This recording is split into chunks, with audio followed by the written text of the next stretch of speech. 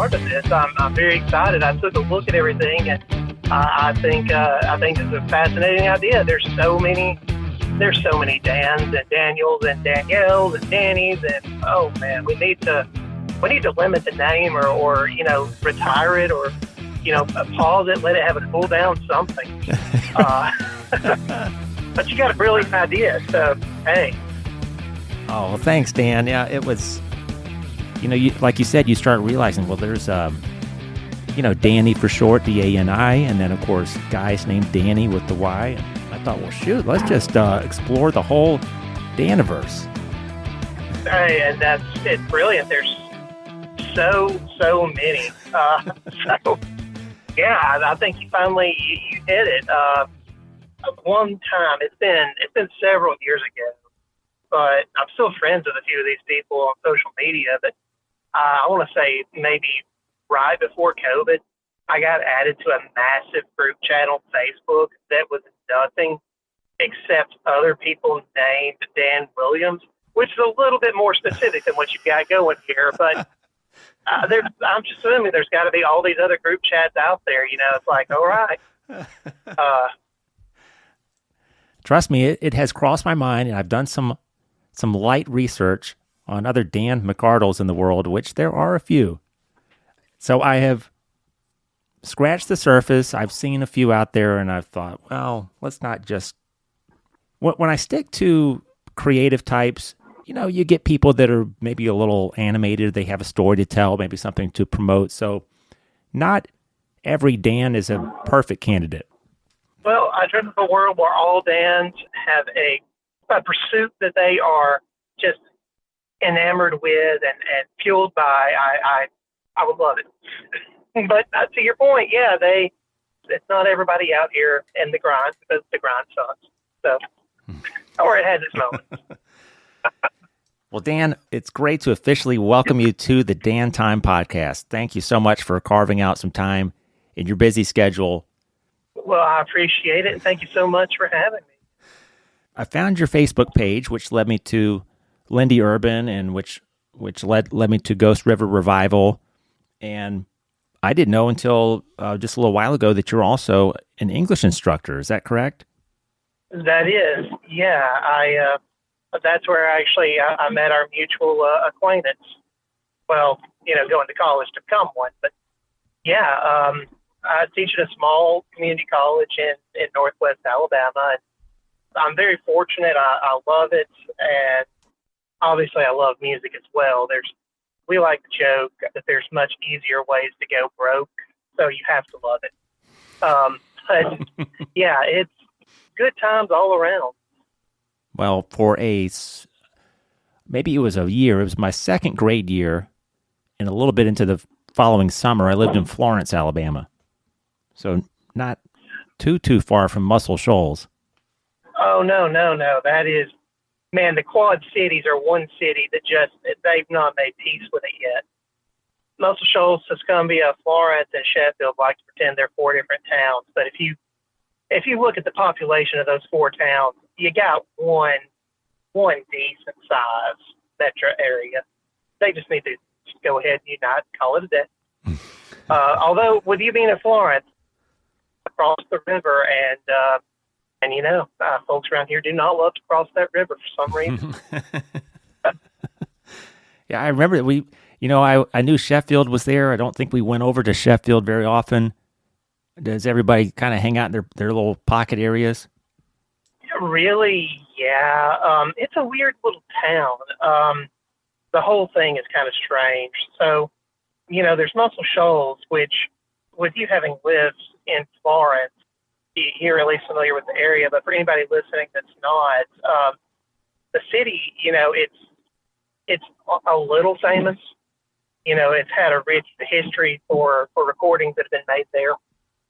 And that being said, its big selling point, over the past few years, we've still had people like Steven Tyler coming in. We've had, a number of celebrities that have, that still come to the Shoals and record.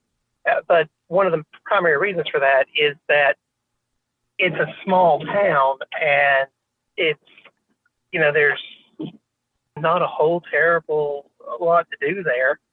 Muscle Shoals, it's only 100 years old. We recently celebrated the centennial of town. So it doesn't even have a downtown area, right? A lot of towns that formed after automobiles started to become at least more common, or really any kind of transportation started to become more common. A lot of those towns don't have downtown centers because there was not that pressure to have this one central spot. So Muscle Shoals is strange. And then, like you're saying, Sheffield, it does have a small downtown, but there's not really a whole lot going on there a lot of times. And the same thing with Tuscumbia. So yeah, it takes all three of them combined to make really one functional area. It's really strange. Dan, I think people, of course, if you listen to rock and roll and you like classic rock, wherever you live around the country, around the world, maybe people are familiar with that line. Muscle Shoals has got the Swampers. Oh, absolutely. Sweet Home Alabama. Oh, yeah, man. And part of the reason for that line is that Skinner famously recorded quite a bit in Muscle Shoals, especially towards the beginning of their career. Their album, and somebody would probably need to fact check me on this, but I do a bit of work for the local music museum, so that's more of a passion thing. But I tend to know a little bit about the stuff. But Skinner, their album Skinner's First and Last, that was released after the plane crash, it largely was going to be their first major release. However, for reasons I'm actually not sure of at this moment, it ended up those tapes ended up getting shelved. But posthumously, that record was released, and it was because Skinner had recorded an entire album of material in Muscle Shoals, and it's out there now. It's Skinner's First and Last.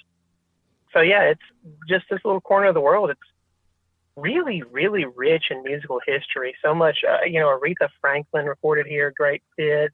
Etta James, of course, the Stones song "Wild Horses" was written and recorded here. To be such a small area and to have such a small population, it's really kind of astounding how much has come from the area over the years. And like you said, some of those big name artists, Steven Tyler, Mick Jagger, Aretha Franklin, probably when they're in the heat or the peak of their careers, it's nice to just get out of that limelight and the crowds and the adulation, and you can't walk into a convenience store or grocery store, or just to go to a small town and not have so many distractions. And that was, from what people have said over the years, from what I've been told over the years, because, a lot of the Swampers, I was very lucky and mostly by the time I started working in music in the area, mostly they were still alive, and I was very fortunate to get to talk and work and learn from, many of them. And that was the thing that they very often did come back to, was that one of the things that really made the area special was, these massive artists that were nationally and internationally famous.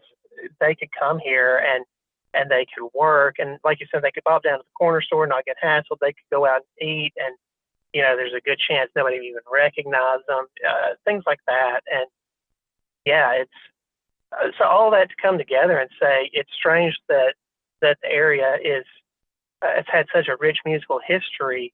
Whenever you consider that it's a tiny town, right? Off the top of my head, I want to say it might be 80 or 90,000 people in the metro area for that city. It's not large by any means, but it's fantastic, especially if you like to work in music. Well, I want to call out some acclaim, or how you would describe it here. Grant Walden, the producer, engineer, produced the latest singles from Ghost River Revival, Medicine Woman, and Secrets. Dan, he said about you that Dan Williams is one of the best bassists in the biz. he's basically a unicorn, which to me, that's one of the best compliments you could get. Well, Grant is very kind. He's one of my favorite people. He and I have known each other since we were in middle school. And it's, neither of us are natively from the Shoals area. We're actually from, about 40 miles out of the area, extraordinarily rural area. The town we came from, not even incorporated, that sort of thing. So it was really strange that we both ended up in music and both ended up in Muscle Shoals. So I've had a long time to know and love Grant. And he is a very kind person with that compliment. I'll take it. I'll be gracious with it. But he's very kind. I will say it's nice. He does hire me a good bit to do to come in and do studio work. So he must believe that at least on some level, or he wouldn't keep having clients pay me. Right. It's sometimes it's hard to take compliments. Well, Dan, imposter syndrome's a real thing. I'm really impressed with the music. I mean, 2 singles with 2 different songwriters released with about a week of each other.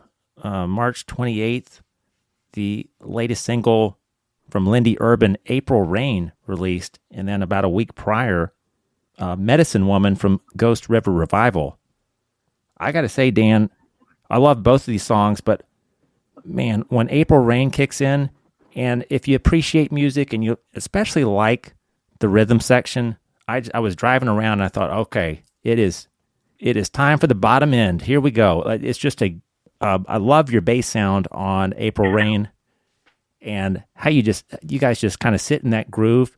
And I think there's in that song where, maybe another songwriter might be 3.5 minutes, 3:45. Let's wrap this thing up.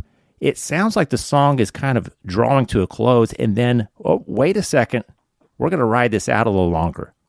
I love that, Dan. It was a joy. It was a joy to work on that. Lindy is phenomenally talented. She's and so young. She's only 17. It's absurd that she's as talented as she is, especially at that age. And, one of the other reasons that session was a joy, the people involved in working on that, we used a couple of different drummers, but both of them were extremely accomplished people.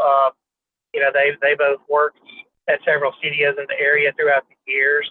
One of the key players, one of the guys that was in there playing piano, was a man by the name of Mark Narmar, who, if you listened to country music, anytime, between the late 80s and the mid 2000s, you heard some of his songs.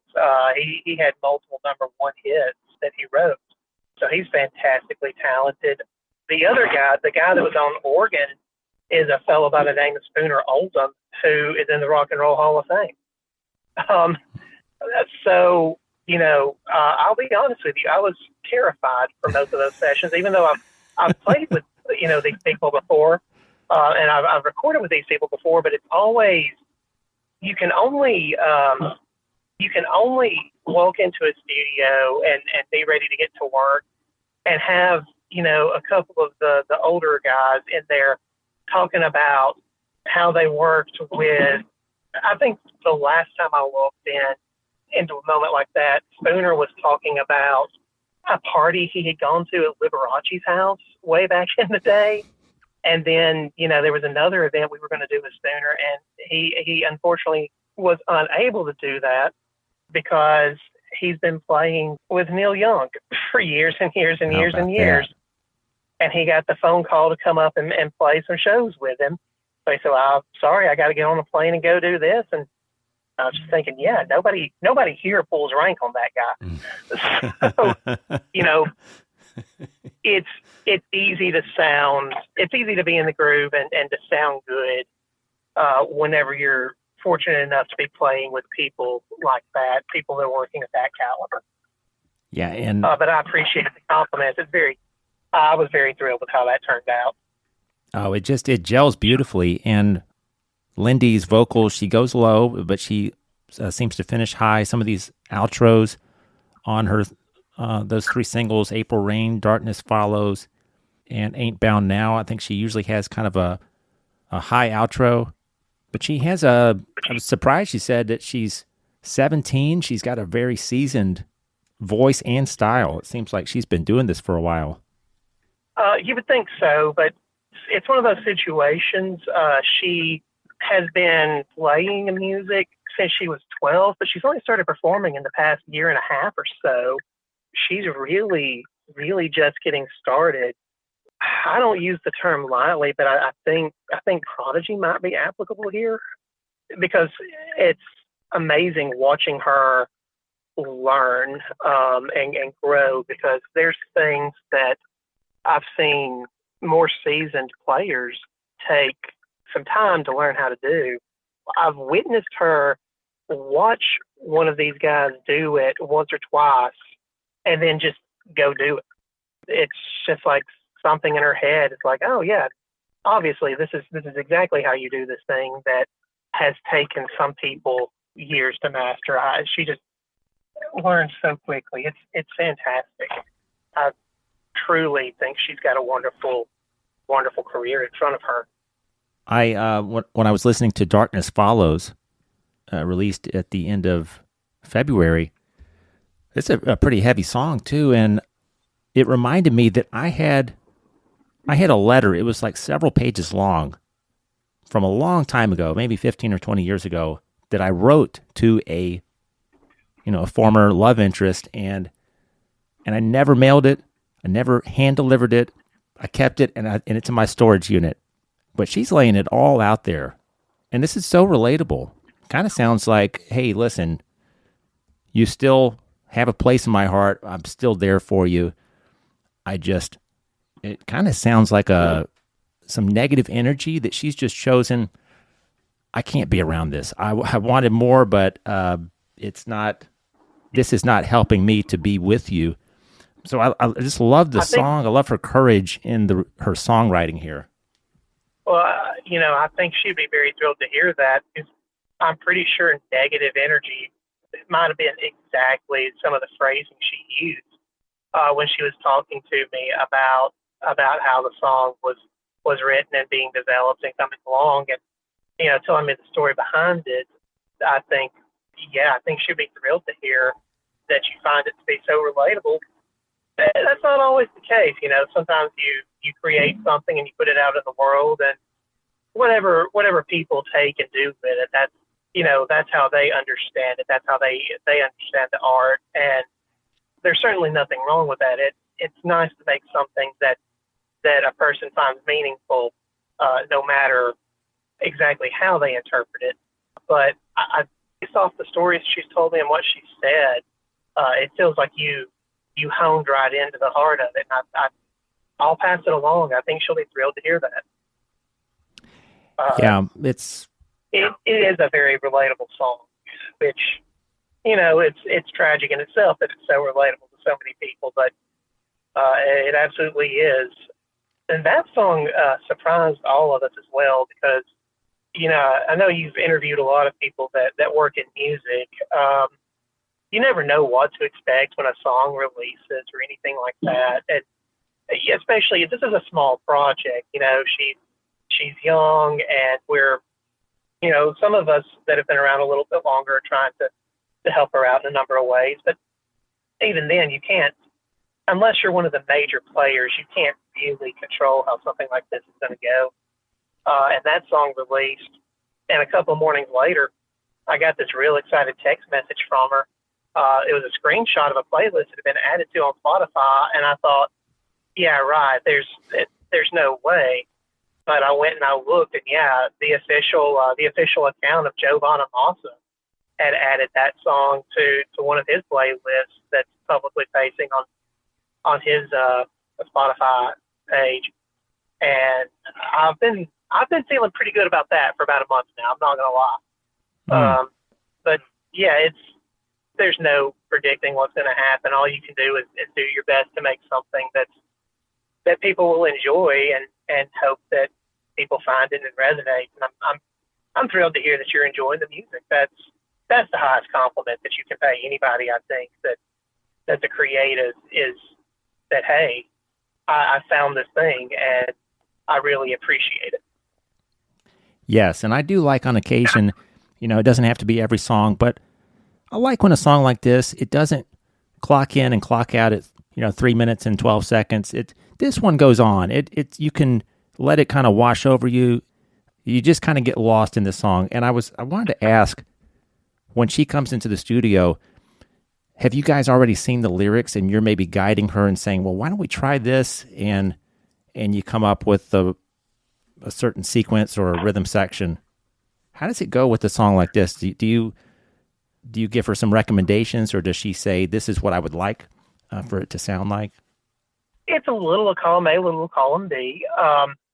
So what happens like this, and it's a little bit of a different situation because I'm after the first studio session, I've been playing with Lindy a bit more. We musically we clicked pretty well, and for all the jokes about bass players, it's hard to find a bass player that is I don't want to say reliable. That's not the right word, but it's hard to find one that grooves the way you want them to. And so I've been very fortunate that I've picked up, that opportunity from that.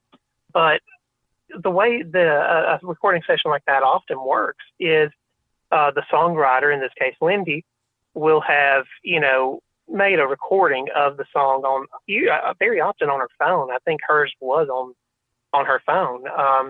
So we cut 5 songs that weekend, and she had recorded those 5, and she sent those files to one of the guys on the session, Mark, and he wrote out a chart. He uses a style that's called the Nashville number system, and if you took any music in high school at all, then it probably looks real familiar to you because it's really based around scale degrees, but it's a way to communicate how a song is constructed and the chord movements and things like that without necessarily having people that know how to read music, because a lot of pop musicians don't read. So what'll happen is somebody will, very often here's the song, it's been recorded, send the work tape to somebody in the session. They'll make charts for everybody. And, what we did is we went in the studio, we listened to those demo tapes a couple of times, made notes, asked questions. The whole thing took about 10 minutes. And then you just go out on the floor and you do it. One of those songs, I think it might have been April Rain. I want to say that took us about 2.5 hours to get a take we were happy with. But the flip side to that is that the first song that released, Ain't Bound Now, I think we had a keeper take of that within 30 minutes.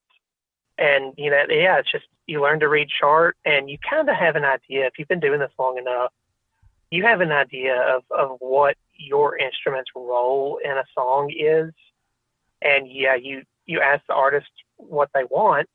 And sometimes they have real specific requests. There was a bass run in one of these songs, and we recorded these back in August. So my memory is a little foggy at this point. There was one of those songs where Lindy did have a specific request, but the rest of the time it was, we do a thing, hey, do you like this? Yes or no. And if it's no, we go back to the drawing board. And if it's yes, we keep it. And it's a little bit different everywhere.